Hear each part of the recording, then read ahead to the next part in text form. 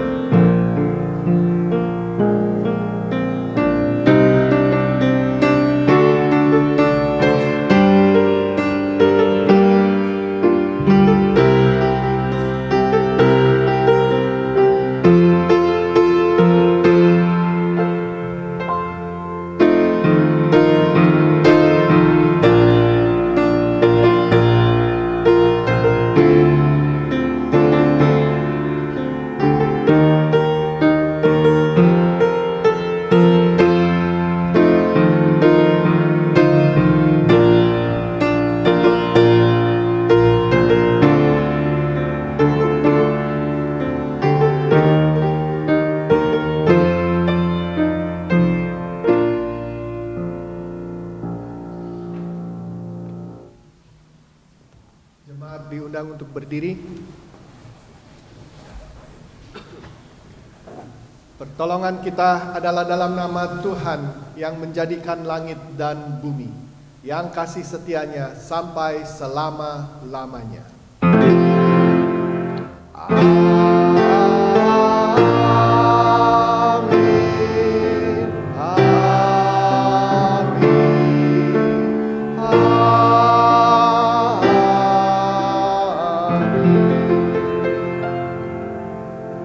Salam kasih karunia dan damai sejahtera dari Allah Bapa kita dan dari Tuhan Yesus Kristus menyertai kita sekalian.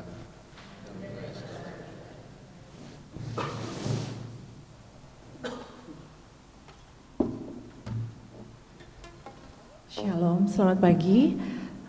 Selamat pagi menjelang siang.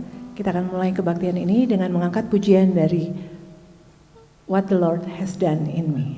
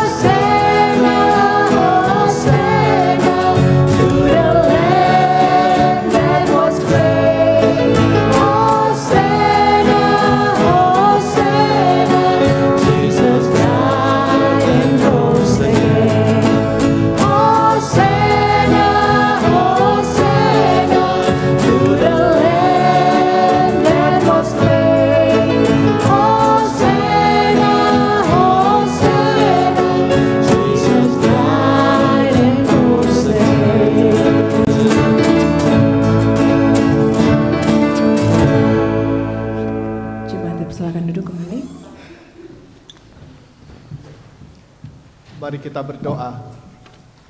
Bapa kami di surga,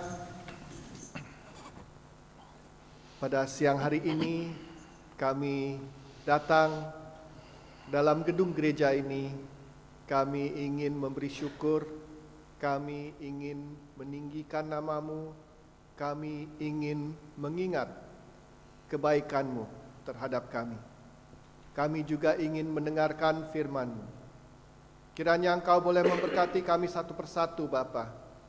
Bapa, kami ingin memberi syukur karena Engkau begitu baik. Engkau selalu ada dekat pada kami. Walaupun pada saat-saat dalam kehidupan kami tidak merasakan hadirat-Mu, tapi Engkau selalu ada. Engkau selalu membimbing, Engkau selalu menjaga, Engkau selalu memberkati.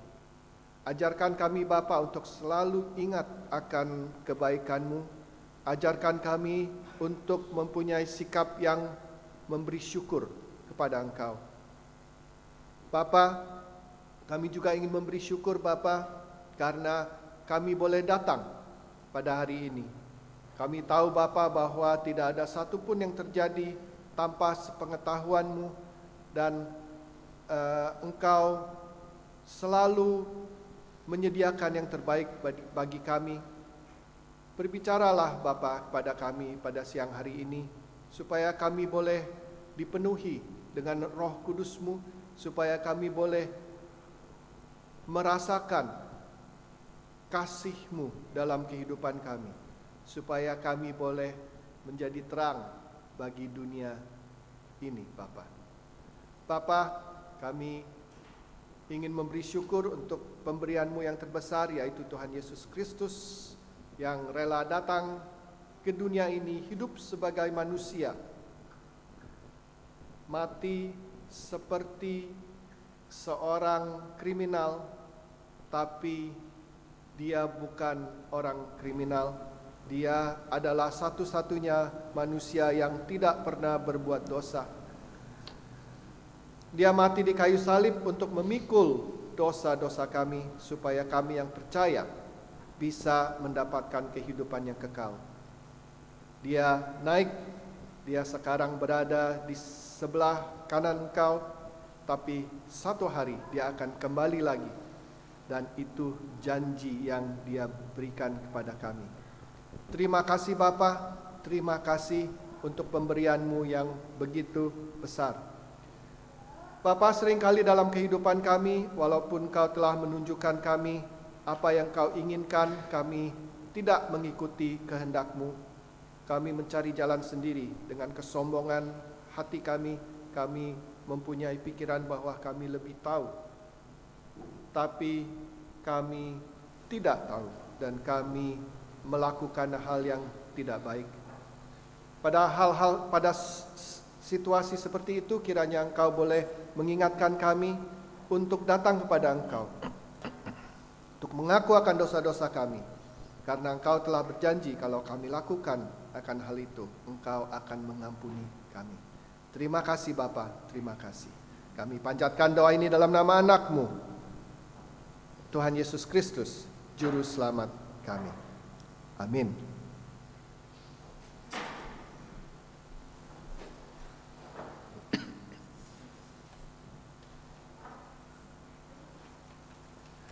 All right, guys. Now, you know that in the Bible, who is the biggest character in the Bible? Yeah, Jesus. Jesus, that's right. And is Jesus a good person? Yes? Yes? Yeah. So a good person. Now, did you know that in the Bible, Ted, can you turn this down a little bit? I think it's perhaps the gain, because I'm a little bit too loud. Did you know that in the Bible, you know, there are some picture words that describe Jesus. So for example, Jesus is described as the Good Shepherd. Yeah? Okay? All right? Now, this will shock you. This will shock you. Are you ready? Because did you know that Jesus was also compared like a thief? I wish the oldies can see the faces of the kids here. Like a thief. Well, actually, it's a little bit of not untruthful in that. It's not that Jesus is like a thief, but what he did or what he does or what he will do is like a thief. Do you know what it's about? Do you know what Jesus will do that will be like a thief? What does a thief do? What does a thief do? Steal money. Steal money, that's right. And when the thief steals money, do they knock on the door? Knock, knock, knock, knock, knock. Hello, I'm going to steal your money. Do they do that? No. What do they do? They prank them. They what, sorry? They actually disguise themselves. They disguise themselves, yeah? And what else? They can break the glass or they can break the door down. They break the glass or they break the door down. When will they come? Do you know when they'll come? You know when they'll come? When you're not there. When you're not there. When you don't expect them to come, right? Yeah? Yeah? So it's not that Jesus was compared like a thief, but did you know that? Now we all know that Jesus came to this earth, right? Yeah? He what, sorry? It was first. Yes, he was first. And then he died. And then after he died, what happened? He rose again. He rose again. And after he rose again, what happened? He died again. No, he did not die again. He did not die again. After he rose from the dead, what happened? He went back to heaven. He went back to heaven. That's right. He went back to heaven. And then, before he went back to heaven, did you know that he said, I'll be back. I'll be back. Well, he didn't say so many words, but he did say that he's going to come again. Okay? So, when I say that the Bible said that Jesus is sort of compared like a thief, it's not that Jesus is compared as a thief, but what he will do. When he comes again, okay? When he comes again, he will be like a thief when he comes, like a thief. In other words, do we know when thieves will come? We don't. Yeah? Nobody's at home. When nobody's at home. Okay, yeah, that's right. Actually, that's a good point. When nobody's at home, what we need to do is we need to be sure that there is always somebody at home in our hearts. Do you know who should be in our hearts? Yeah? Jesus, that's right. So we've got to make sure that when Jesus comes again, Jesus is in our hearts. Yeah? All right? So the Bible says that we don't know when Jesus is going to come because the day of the Lord is going to be like as a thief comes. All right? So don't think that Jesus is a thief, all right? So, yeah? Did you hear that? What, can you say that again? He thinks Jesus is never going to come again. He will come again because Jesus promised that he will come again. And not a single one of Jesus' promise, Jesus never ever forgets. He always does it. All right? Now, it may take a long time. Yeah? Did you know I have a Bible book?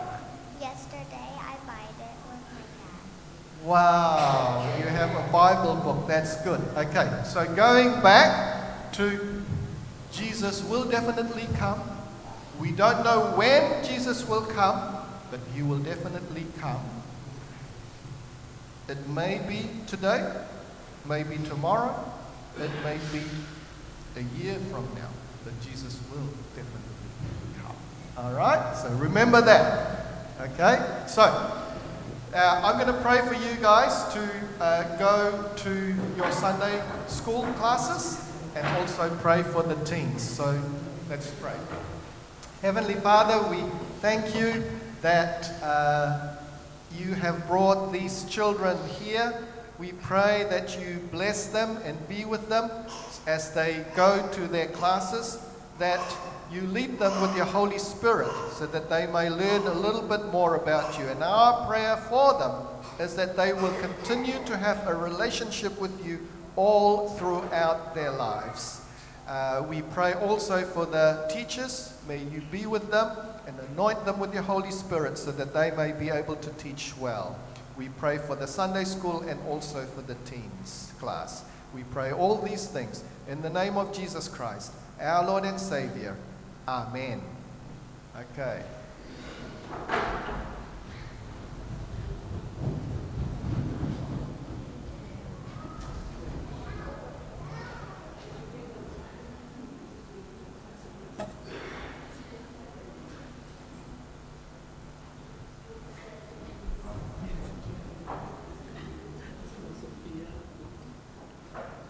Jemaat yang kekasih dalam Kristus, pada hari Minggu ini ada beberapa warta.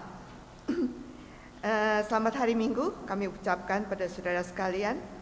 Kami mengucapkan selamat datang buat Anda yang baru pertama kali di tempat berbakti tempat ini. Juga diingatkan untuk selalu men-scan QR code yang ada di foyer di depan. Ada berita duka cita, telah dipanggil ke pangkuan Bapa di surga, Bapak Muk Sing Chow, yaitu ayah dari Bapak Piko Chow dan mertua dari Ibu Fani pada tanggal 10 Agustus 2021. Funeral service telah diadakan 12 Agustus di gereja ini dan kebaktiannya, penguburannya telah dilakukan di Snapper Rock Cemetery. IC dan jemaat mengucapkan turut berduka cita, kiranya Tuhan memberikan kekuatan dan penghiburan kepada seluruh keluarga yang ditinggalkan. Lalu berikutnya ada berita sukacita. Telah lahir Chloe Elizabeth Huang, putri pertama dari Weita Huang dan Monica Yando, cucu pertama dari Bapak Hartono Wijaya dan Ibu Magda Sukianto pada hari Senin 9 Agustus 2021. Kiranya Tuhan memberkati keluarga muda ini. Diingatkan pada seluruh komisi untuk mengirimkan laporannya selambat-lambatnya besok kepada Ibu Fani. Lalu IC mengucapkan terima kasih atas pelayanan dan kerjasamanya. Bible study akan dilakukan pada hari Jumat 20 Agustus. Sekali lagi kami mengundang jemaat sekalian untuk bersama-sama kita belajar lewat Zoom, tidak usah datang ke sini. Jadi sangat-sangat mudah ya, tinggal klik saja. Kita tetap belajar dari hakim-hakim, kali ini tentang Simpson. Tanggal 22 Agustus kita akan merayakan Hari Kemerdekaan, yaitu minggu depan ya. Pada hari kemerdekaan itu akan diminta pada kita sekalian untuk bring a plate untuk dinikmati bersama. Perayaan setelah kebaktian minggu dikoordinir oleh Ibu Margaret Sianipar. Jangan lupa sesudah kebaktian ini, saudara-saudara yang berminat ya, terutama yang di atas umur 60, untuk kita akan latihan bersama di hall. Pada tanggal 22 kita akan bersama-sama menyanyikan lagu, 2 lagu saja pada acara di hall nanti. Komisi misi masih membuka kesempatan pada kita semua untuk memberikan donasi, baik itu lewat kantong kolektor maupun lewat rekening yang ditransfer langsung ya ke nomor rekening yang ada di sini. Tanggal 29 terakhir, sudah itu kita akan kirim ke GRII lewat rekening BCA. Lalu ada Youth Fellowship pada tanggal 21 Agustus, judulnya Prayer Does It Make Any Difference? Ya, kepada semua yang punya teens atau anak-anak yang berusia seusia teen atau remaja untuk membawa ke hall pada hari Sabtu atau encourage mereka untuk datang. Yang terakhir ini adalah Dr. Ashley Bloomfield ya. Kita semua tahu siapa dia. Dia akan berbicara di tempat ini pada tanggal 25 Agustus yaitu hari Rabu. Topiknya Faith and Anxiety in an Age of Pandemic. Sangat menarik ya. Kalau saudara berminat boleh masuk ke link ini. Kita beli tiketnya tapi yang $10 ternyata sudah sold out ya. Jadi adanya yang $5 ya. Yang $5 itu tidak pakai nibbles. Jadi langsung datang, langsung masuk ke gereja dan kita ikut ceramah. Pada jam 6.15 kalau nggak salah mulainya. Sekian Warta pada hari Minggu ini. Oh, ada lagi? Mungkin saya coba tambah satu lagi. Mungkin di sini ada beberapa yang kenal sama Renata. Renata silakan tolong maju berdiri. Renata sudah kira-kira satu setengah tahun ya di sini. Berbakti sama-sama kita di sini dan juga belakangan ini mungkin 6 bulan terakhir ya, 6 sampai 8 bulan terakhir melayani sebagai tim musik. Renata akan balik ke Indonesia nanti minggu depan. Kapan? 4 September bulan depan. Ya, jadi ini pelayanan terakhir untuk Renata di Gereja St. Andrew. Jadi kami ingin mengucapkan terima kasih dan kiranya Engkau boleh Tuhan mau memberkatimu terus, dan nanti kalau udah sampai ke Indonesia jangan lupa sama kita ya. Okay. Terima kasih.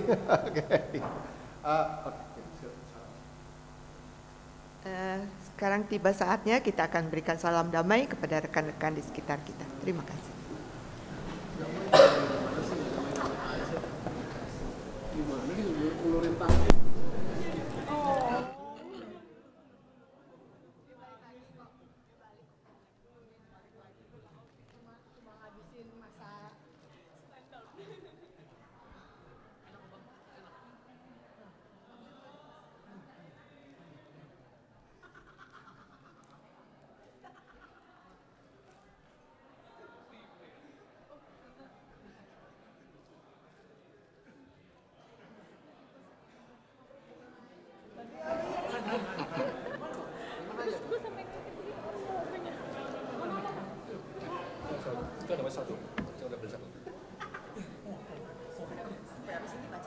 Gini-gini aja dari jauh.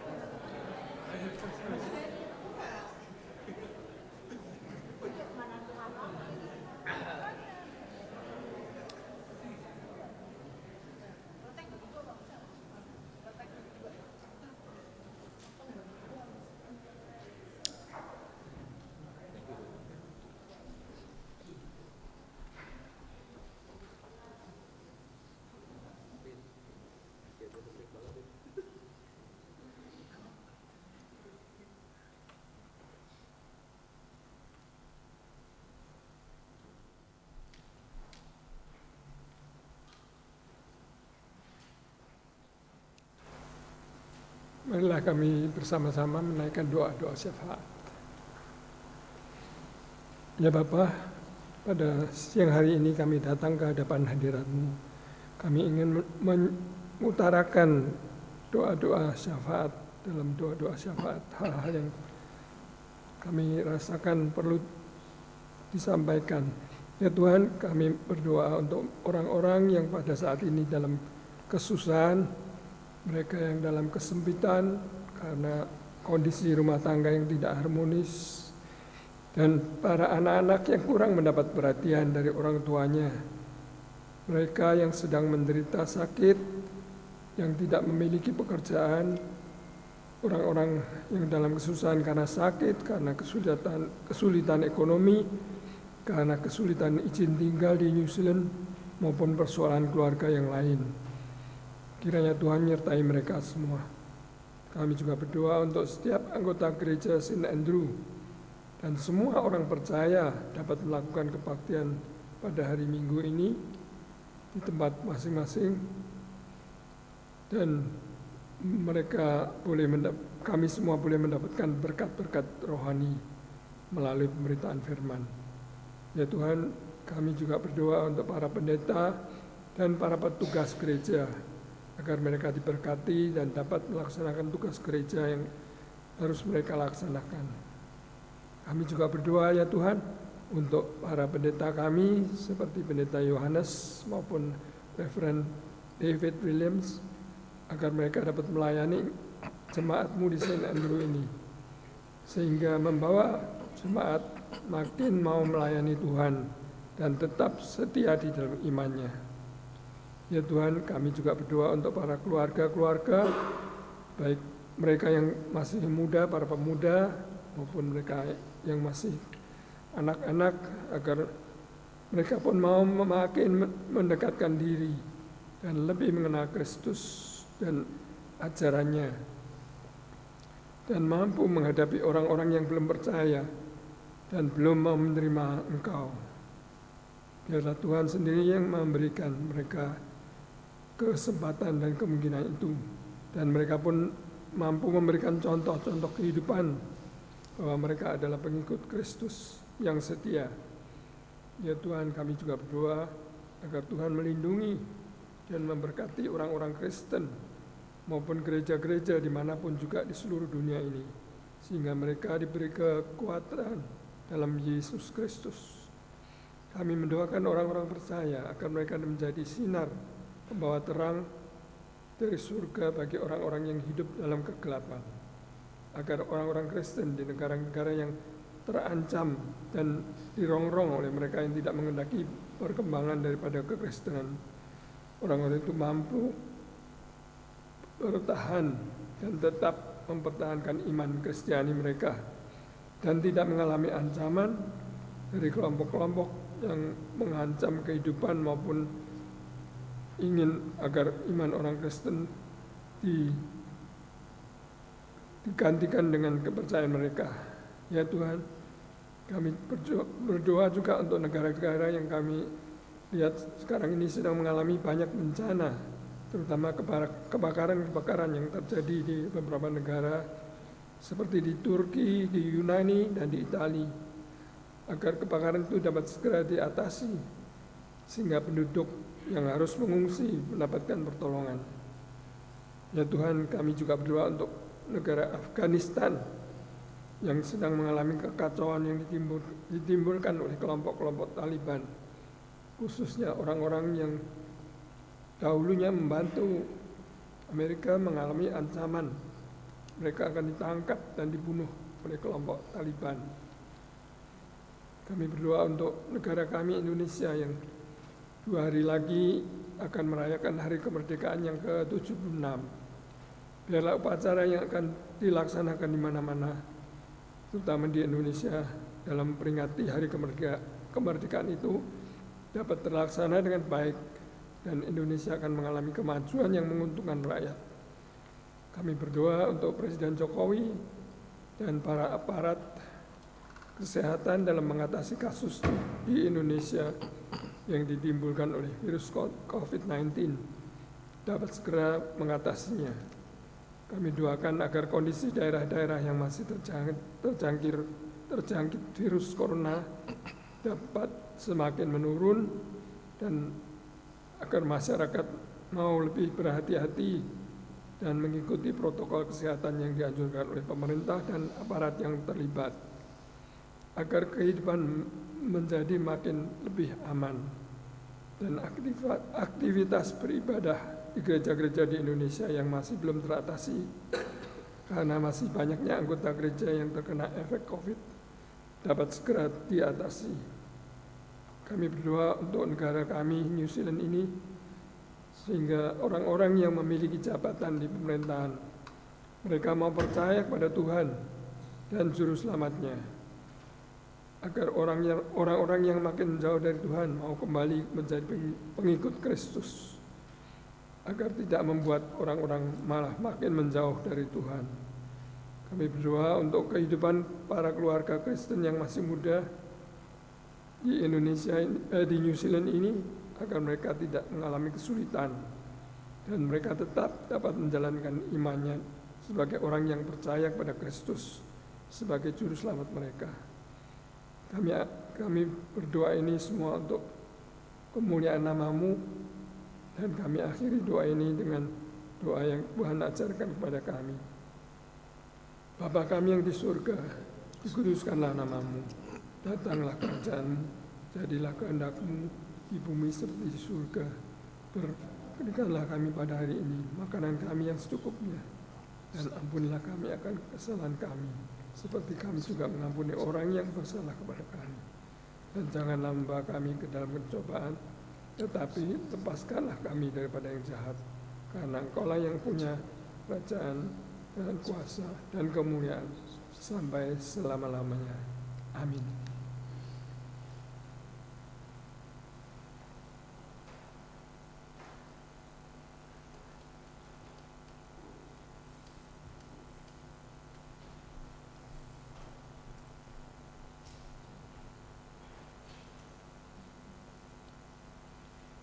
Selamat siang.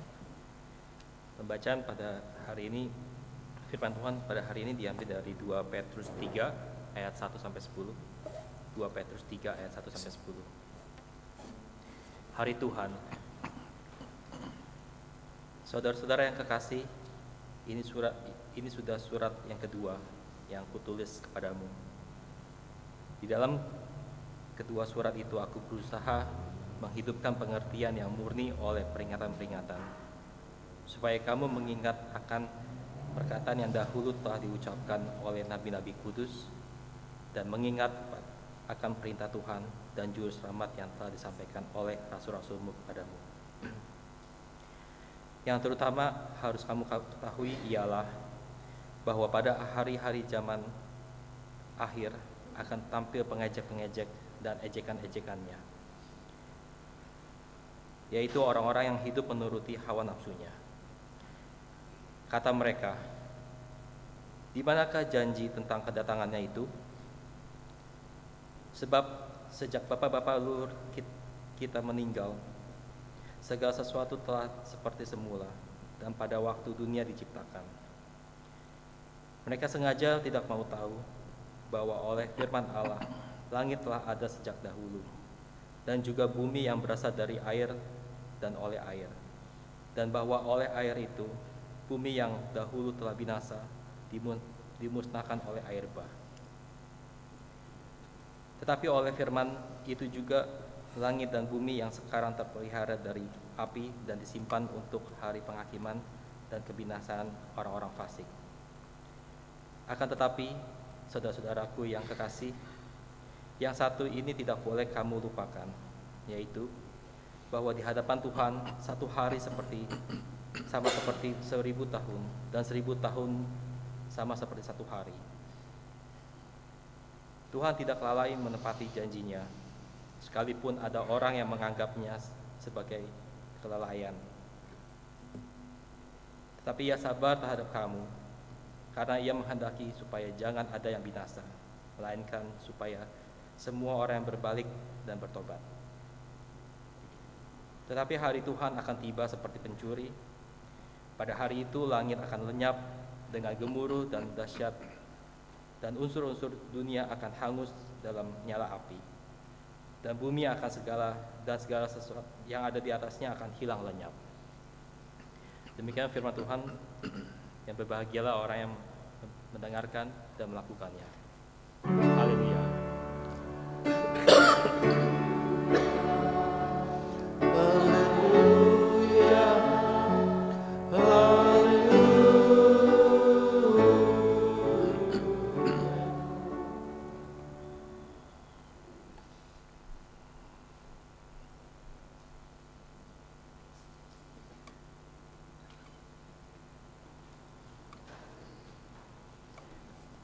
Jemaat yang dikasihi Tuhan, sebelum kita mendengarkan firman yang akan dibawakan oleh hambanya, mari bersama-sama kita bangkit berdiri dan mengangkat pujian dari NKB 48, Hanya Dialah yang Tahu.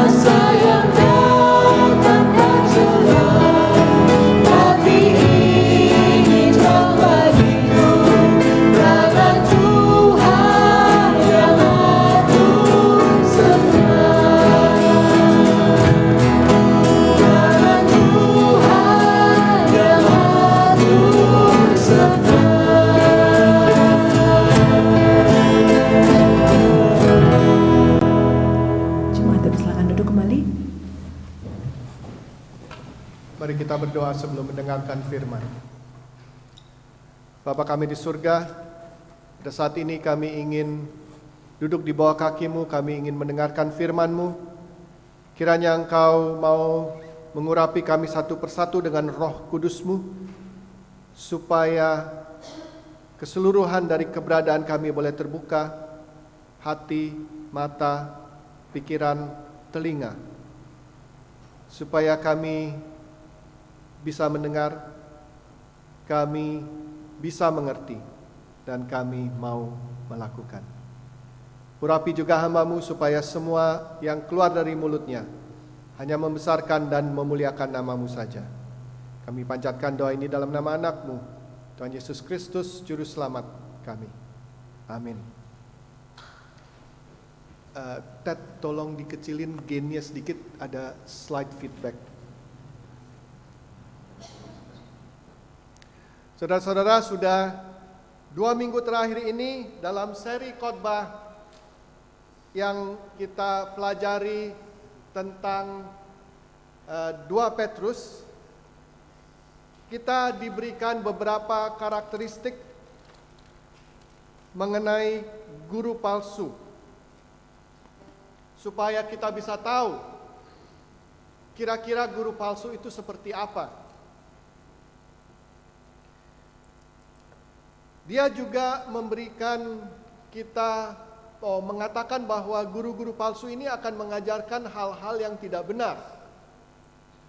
Tapi sejauh ini Petrus belum memberikan contoh yang konkret tentang apa itu ajaran yang tidak benar.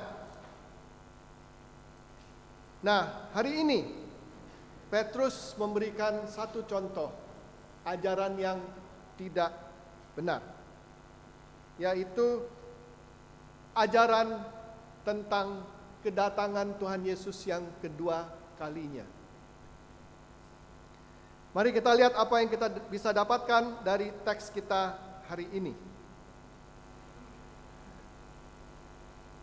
Dalam ayat 1 dan 2, Petrus mengingatkan kita mengapa dia menulis kitab ini. Ada 2 hal. Yang pertama adalah untuk menghidupkan pengertian kita yang murni.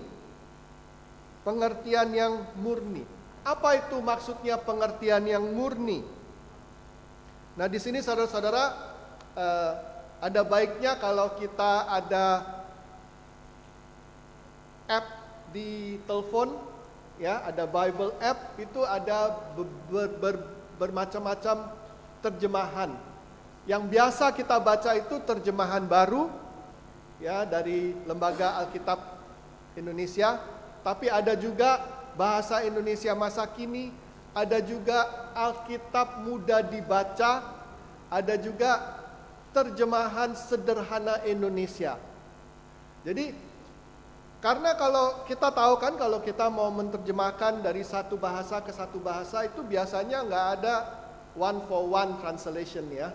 Jadi satu kata itu bisa ada 2 atau 3 arti gitu, ya. Jadi kalau kita membanding-bandingkan beberapa terjemahan, kita bisa mendapatkan lebih pengertian yang lebih penuh, yang lebih full. Oke? Jadi pengertian yang murni. Terjemahan sederhana Indonesia menerjemahkan pola pikiran yang lurus. Pengertian yang murni. Ingat, ini sebab pertama mengapa Petrus menulis surat ini, ya.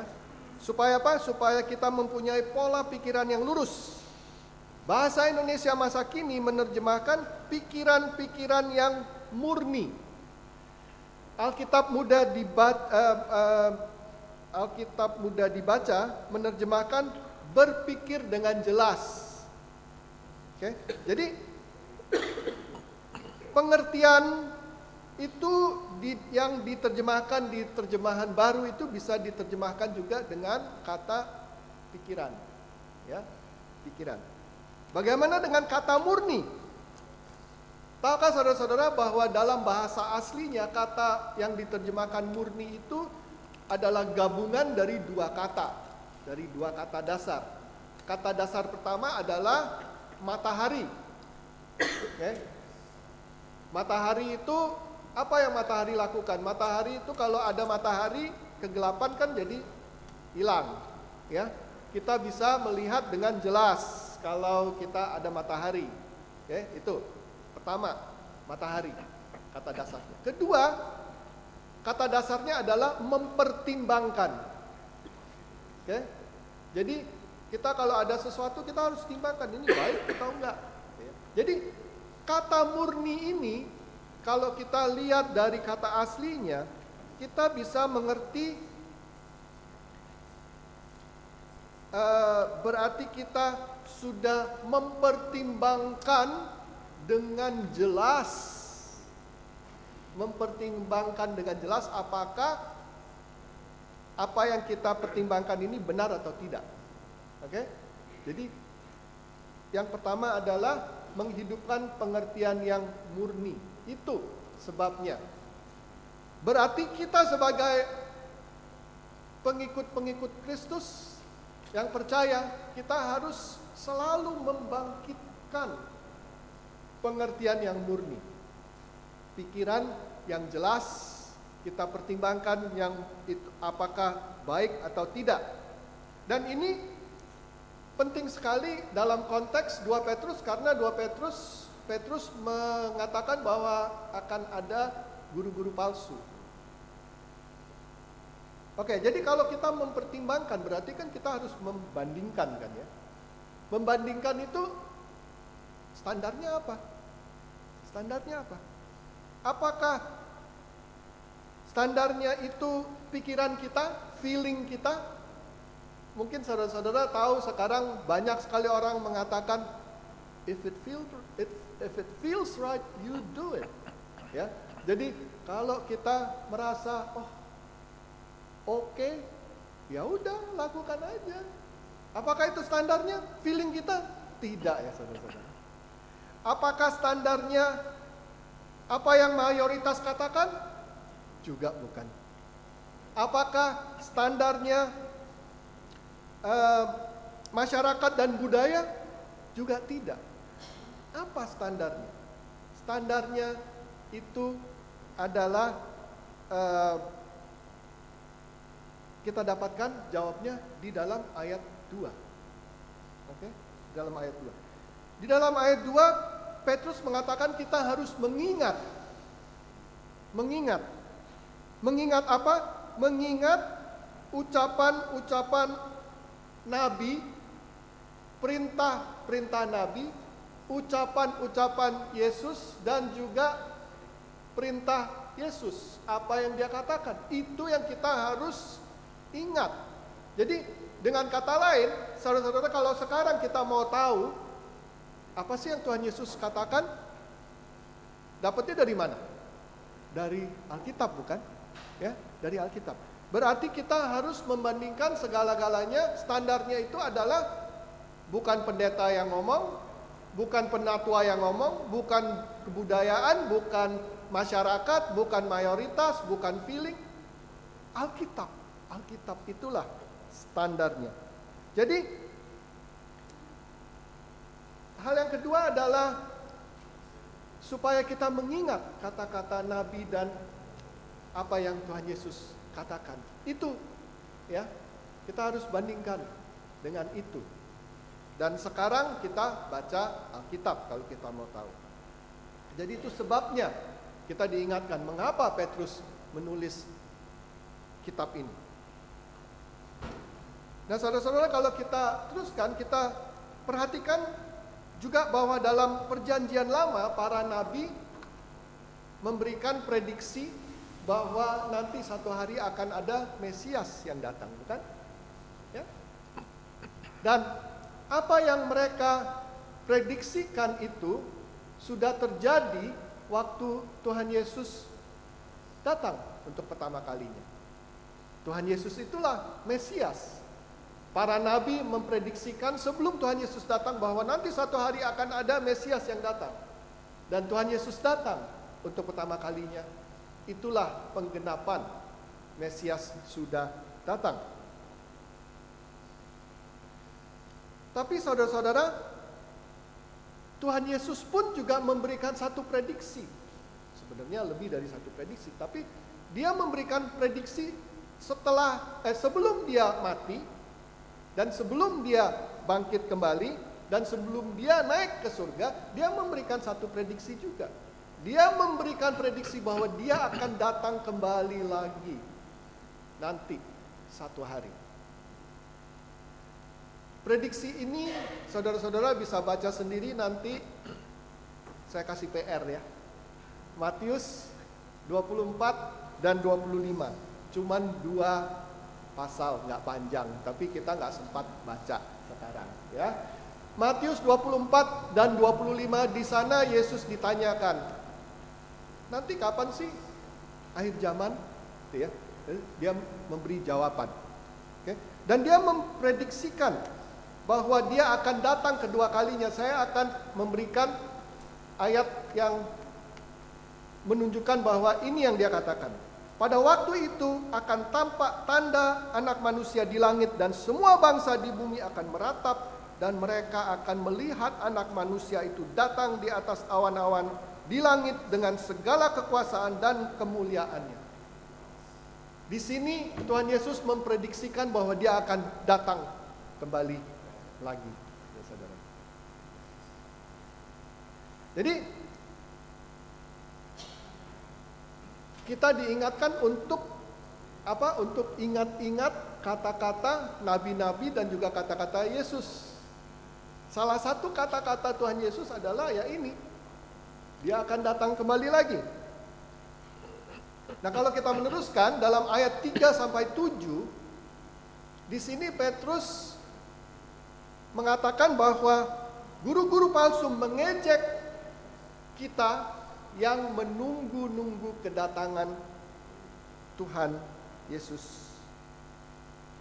Dan mereka mengatakan, semuanya sama aja kok. Dari dulu, dari nenek moyang, dari dulu-dulu semuanya sama aja. Belum datang-datang, omong kosong, bohong katanya.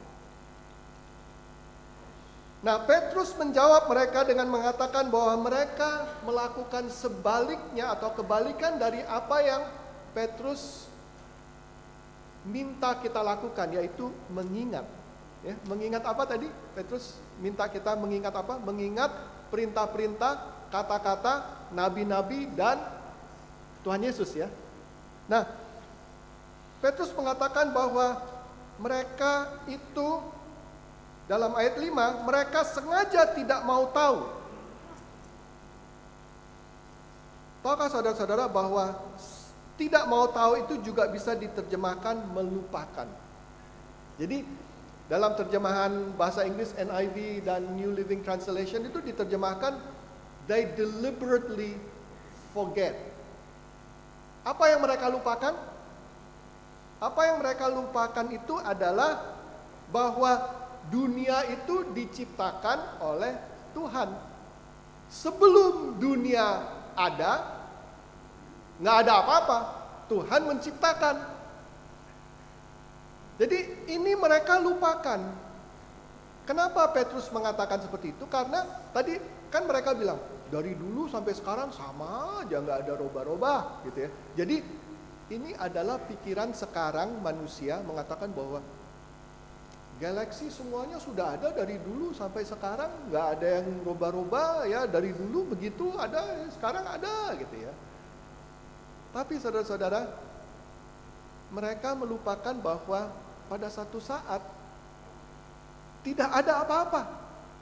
Setelah Tuhan berfirman, Tuhan mengatakan, jadilah, baru ada.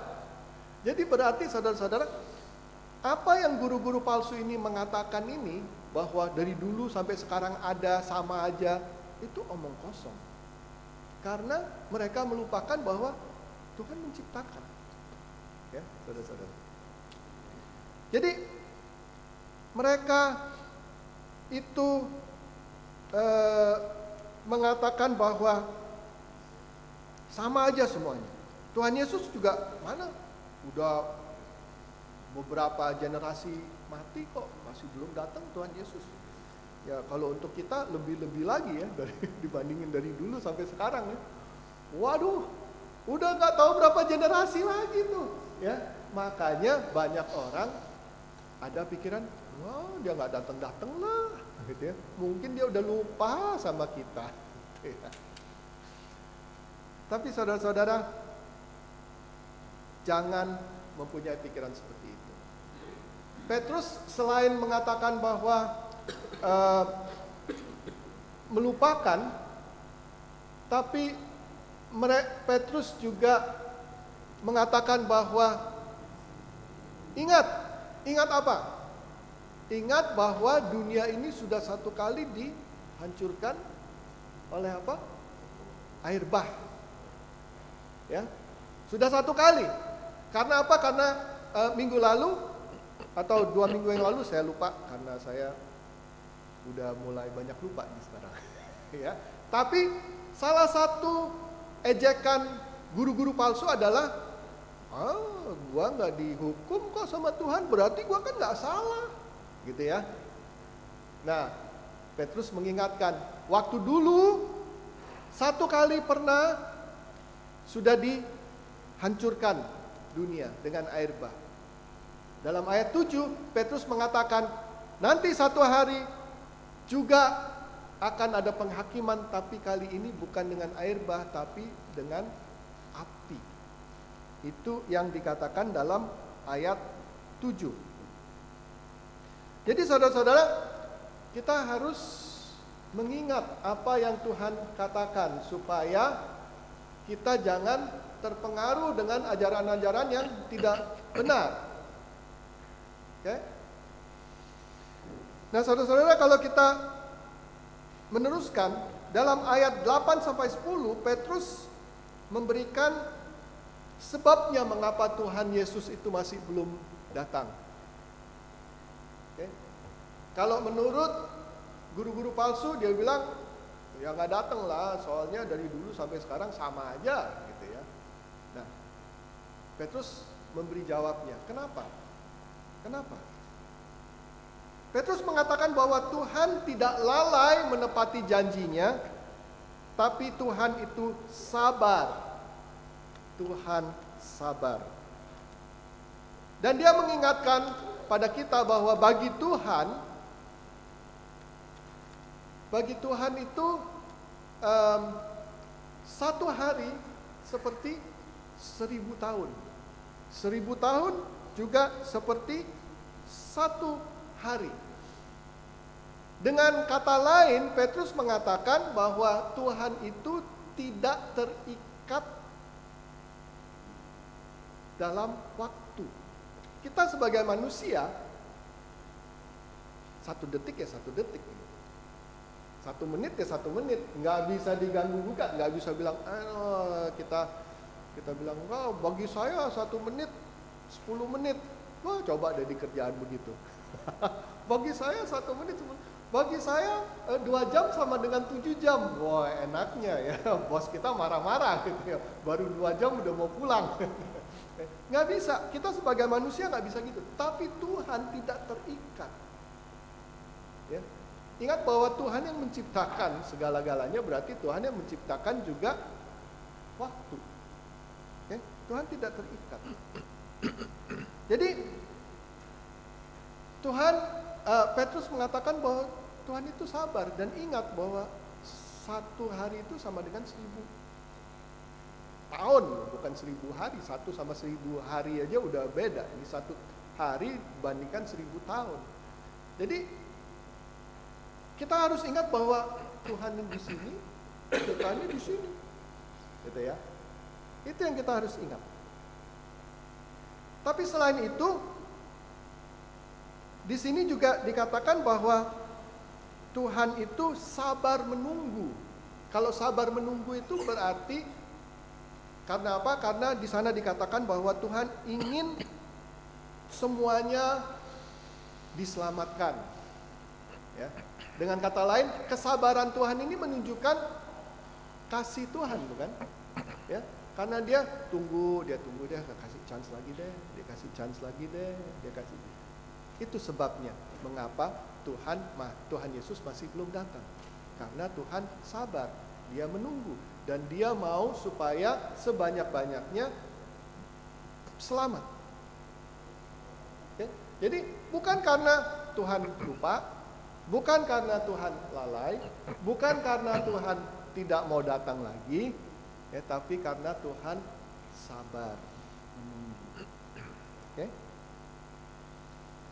Nah, saudara-saudara, kalau kita lihat tadi di dalam ayat 9 itu, di sana kan dikatakan bahwa Tuhan menginginkan tidak ada satupun orang yang binasa. Ya, maka itu dia tunggu. Ya.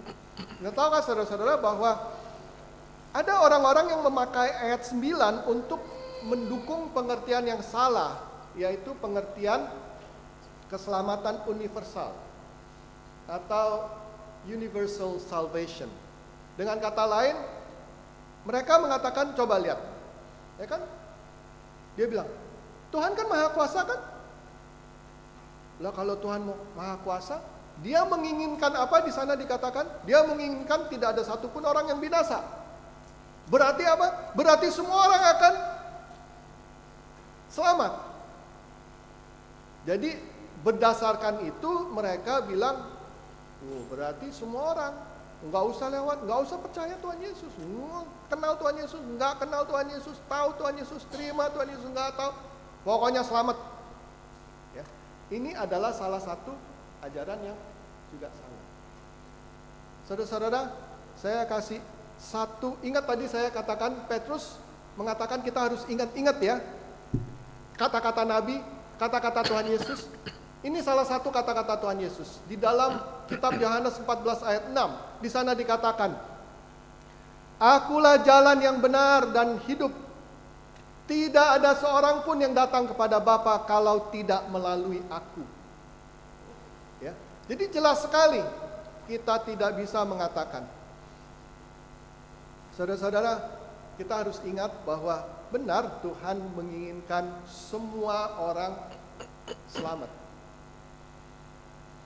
Tapi kita harus ingat, daripada permulaan, waktu Tuhan menciptakan dunia, Tuhan menciptakan Adam dan Hawa, Tuhan memberikan Adam dan Hawa pilihan.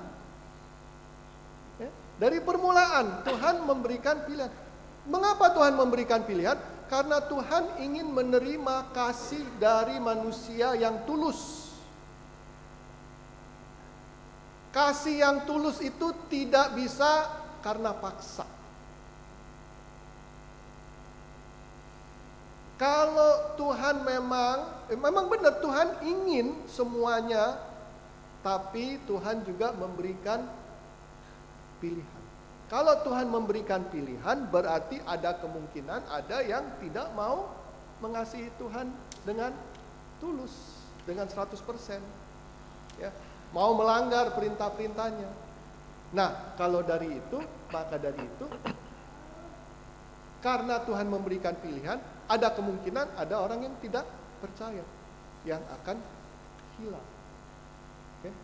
Jadi, ajaran-ajaran seperti ini kita harus berhati-hati. Kadang-kadang kita melihat dan ada orang yang menunjukkan, lihat, 2 Petrus 3 ayat 9, dia katakan bahwa Tuhan ingin semua orang selamat, berarti keselamatan universal.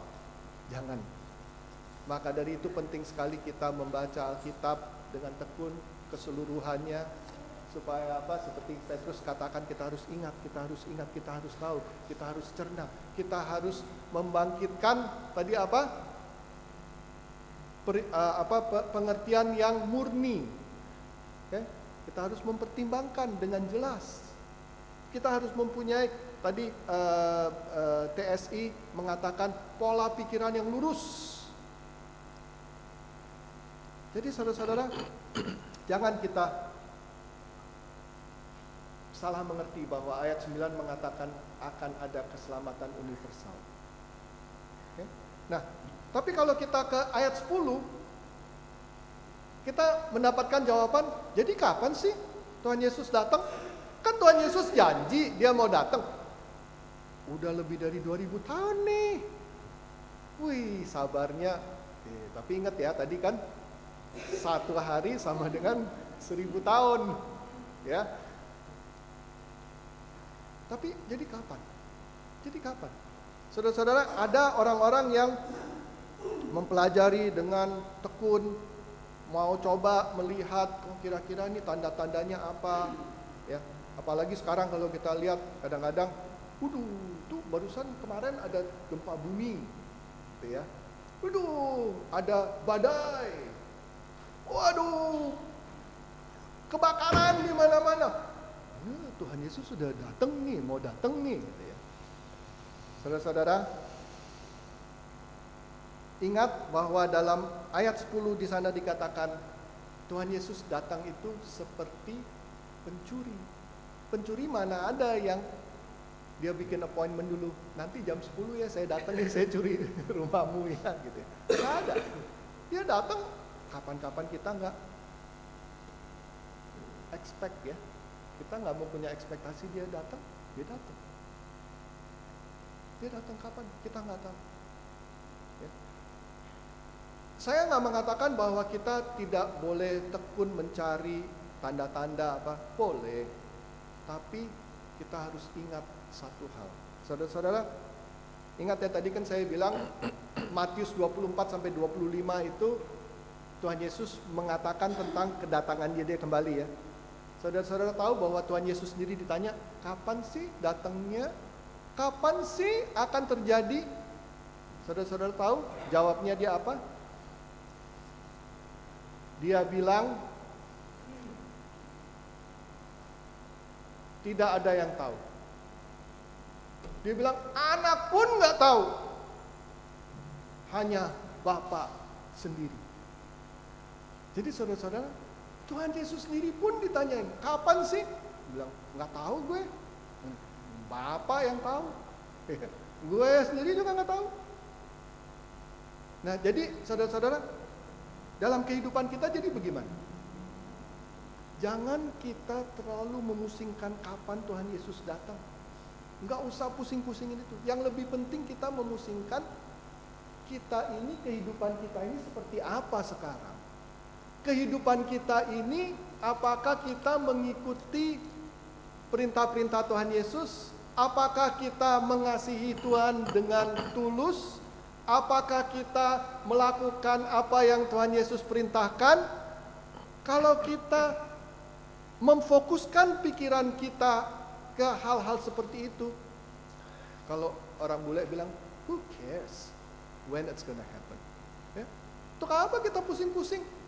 Kapan Tuhan datang? Gak usah pusing-pusing.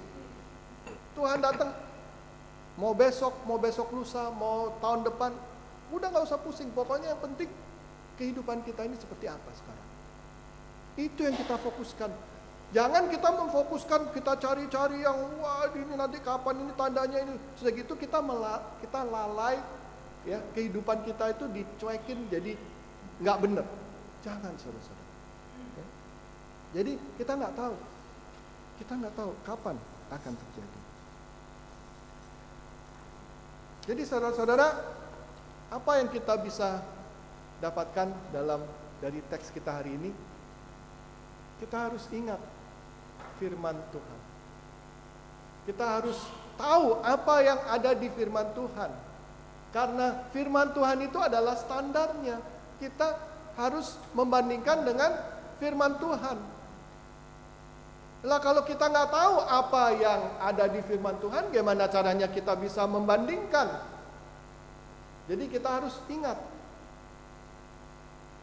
Kita juga harus ingat bahwa Tuhan tidak lalai, tapi Tuhan itu sabar.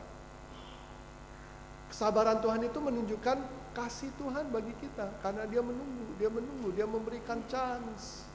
Dia memberikan chance lagi, Dia menunggu. Tapi jangan salah saudara-saudara, kesabaran Tuhan itu jangan diartikan bahwa semua orang akan selamat. Hanya ada satu jalan pada Bapa, yaitu melalui Tuhan Yesus. Dan ingat, tidak ada yang tahu kapan Dia akan datang. Lebih baik kita memfokuskan ke dalam kehidupan kita sendiri. Hidup yang baik, hidup yang berkenan di mata Tuhan, daripada cari-cari kapan tahu. Enggak tahu, enggak ada yang tahu. Tuhan Yesus pun sendiri ditanya, Dia sendiri pun tidak tahu. Dia bilang hanya Bapa yang tahu. Jadi saudara-saudara, marilah kita coba hidup ya, dalam 1 Petrus dan 2 Petrus kita diingatkan bahwa kita harus menjalankan satu proses, yaitu pengudusan, bukan? Ya. Jadi kita harus coba terus supaya hidup kudus. hidup berkenan di mata Tuhan. Tuhan sungguh sangat baik. Tuhan dengan sabar menunggu orang-orang yang masih belum percaya. Ditunggu. Tapi pada akhirnya hanya ada satu jalan, yaitu melalui Tuhan Yesus. Mari kita berdoa. Bapa kami di surga, sekali lagi kami ingin memberi syukur karena Engkau telah memberikan kami segala-galanya yang kami perlukan. Engkau memberikan kami firman-Mu yang terdapat di dalam Alkitab supaya kami boleh membacanya, kami boleh mengingat, kami boleh membandingkan apa yang benar, apa yang salah. Tapi kami juga tahu bahwa Engkau adalah Tuhan yang sungguh sangat sabar. Engkau mengasihi kami semuanya. Engkau menunggu bagi yang masih belum percaya. Engkau terus menunggu. Engkau memanggil. Terima kasih Bapa untuk kesabaran-Mu. Terima kasih Bapa untuk kasih-Mu. Terima kasih juga Bapa bahwa Engkau telah memberikan jalan untuk keselamatan dengan cuma-cuma, dengan gratis. Tidak perlu melakukan apa-apa. Hanya mengatakan, ya saya percaya. Terima kasih Bapa, karena Engkau memberikan kami yang sungguh begitu besar, tapi dengan cara yang begitu mudah. Juga ingatkan kami Bapa, jangan kami terlalu memusingkan kapan Engkau akan datang, tapi ingatkan kami untuk mau terus menjalankan kehidupan kami yang berkenan di mata Engkau. Kami mau mengasihi Engkau dengan tulus, karena itu yang Engkau inginkan. Terima kasih Bapa, kami panjatkan doa ini dalam nama anak-Mu, Tuhan Yesus Kristus, Juru Selamat kami. Amin. Jemaat diundang untuk berdiri, mari kita bersama-sama mengucapkan pengakuan iman rasuli. Aku percaya kepada Allah, Bapa yang Maha Kuasa, Khalik langit dan bumi, dan kepada Yesus Kristus, anaknya yang tunggal Tuhan kita, yang dikandung dari Roh Kudus, lahir dari anak darah Maria, yang menderita sengsara di bawah pemerintahan Pontius Pilatus, disalibkan, mati dan dikuburkan, turun ke dalam kerajaan maut. Pada hari ketiga, bangkit pula dari antara orang mati, naik ke surga, duduk di sebelah kanan Allah, Bapa yang Maha Kuasa, dan akan datang dari sana untuk menghakimi orang yang hidup dan yang mati. Aku percaya kepada Roh Kudus, gereja yang kudus dan am, persekutuan orang kudus, pengampunan dosa, kebangkitan orang mati, dan hidup yang kekal. Amin. Silakan duduk. Sekarang kita diberikan kesempatan untuk membawakan persembahan.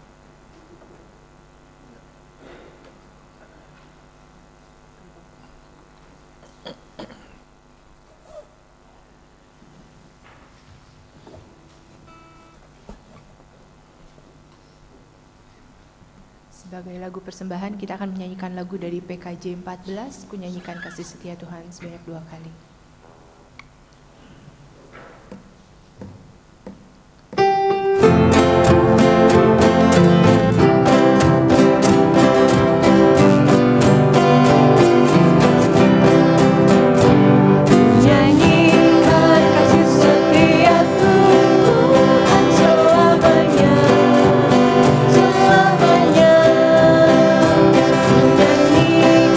Kasih setia Tuhan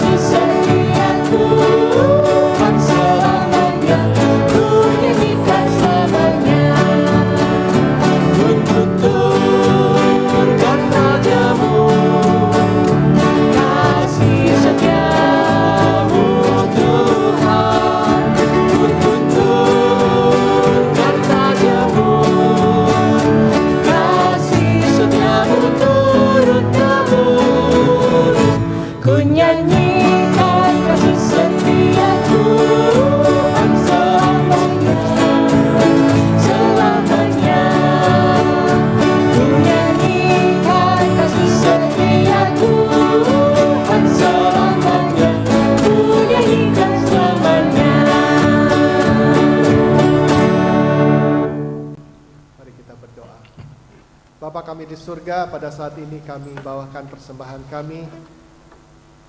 Kiranya Engkau mau mengingatkan kami bahwa semuanya yang kami ada itu hanya datang dari Engkau, dan kami sebenarnya hanya mengembalikan sebagian dari apa yang Engkau telah berikan pada kami. Terimalah apa yang sudah kami bawakan pada siang hari ini dan juga yang dimasukkan ke dalam bank account gereja secara otomatis. Kuduskan dan pakailah untuk kebesaran dan kemuliaan nama-Mu saja. Kami panjatkan doa ini dalam nama anak-Mu, Tuhan Yesus Kristus, Juru Selamat kami. Amin.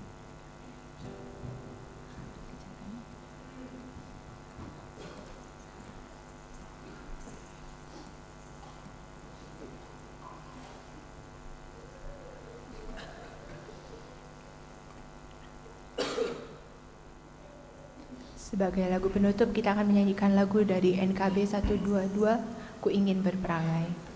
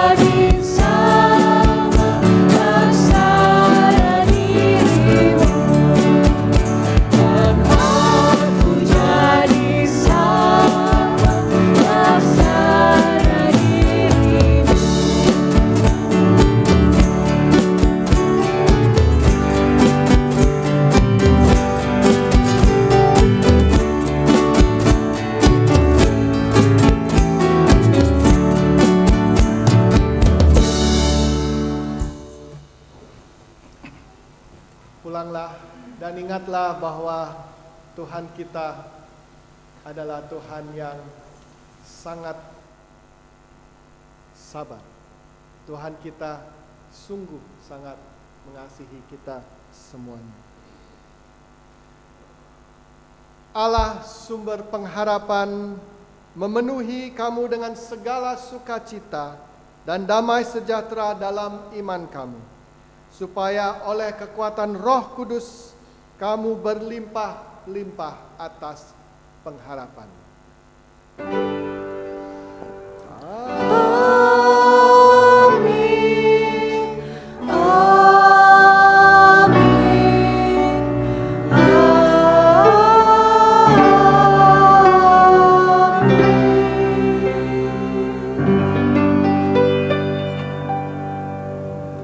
Silakan mengambil saat teduh.